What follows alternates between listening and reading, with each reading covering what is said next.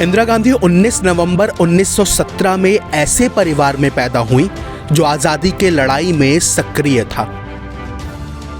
देश के पहले प्रधानमंत्री और स्वतंत्रता सेनानी पंडित जवाहरलाल नेहरू की बेटी इंदिरा बचपन से ही देश प्रेम की भावना से ओतप्रोत थी।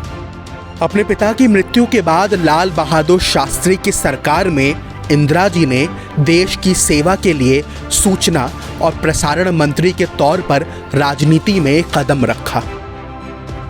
अपने इसी लगन और देश प्रेम के चलते वे 1966 में भारत की पहली महिला प्रधानमंत्री के तौर पर चुनी गईं। प्रधानमंत्री के तौर पर इंदिरा गांधी एक सशक्त नेता के तौर पर उभरी और देश को नई ऊंचाइयों पर पहुंचाया।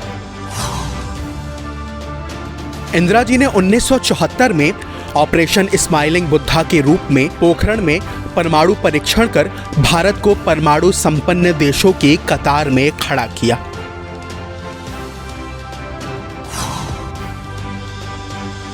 उन्नीस में इंदिरा गांधी ने पहले अंतरिक्ष यात्री राकेश शर्मा से बात करके विश्व समुदाय को अंतरिक्ष में भारत की सशक्त मौजूदगी का एहसास दिलाया।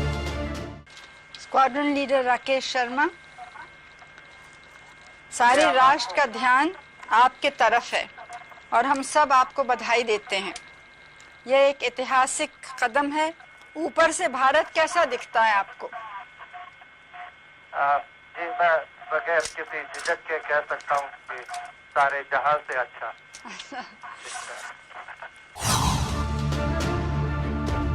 इंदिरा गांधी के महत्वपूर्ण फैसलों में 14 बैंकों का राष्ट्रीयकरण भी शामिल है। उनके इस कदम से बैंक आम जनता की पहुंच में आ गए। इंदिरा जी का ये कदम अर्थव्यवस्था के लिए ऐसी संजीवनी बूटी का काम किया जिसका प्रभाव 2008 की वैश्विक मंदी तक कायम रहा और देश उस आर्थिक प्रलय से बच पाया। वहीं इंदिरा गांधी जी ने लोगों का हित समझते हुए महत्वपूर्ण उद्योगों का भी राष्ट्रीयकरण किया।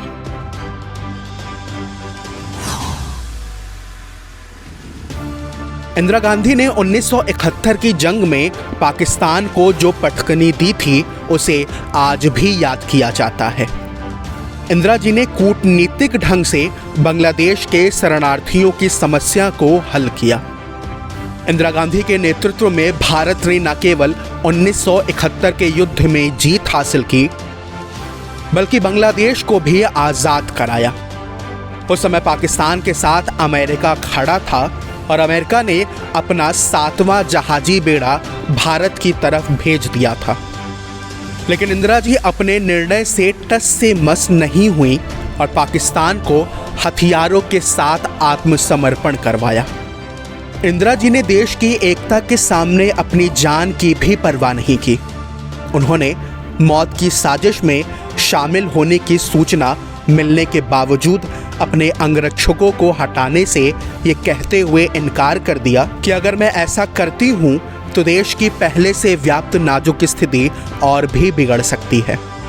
आज भले ही वे हमारे बीच नहीं हैं, लेकिन उनकी सोच, उनका जज्बा, उनका देश प्रेम आज भी देश के कड़-कड़ को शक्ति प्रदान कर रहा है। कि एक-एक खून का खतरा जितना मेरा है, वो एक-एक खून एक भारत को जीवित करेगा।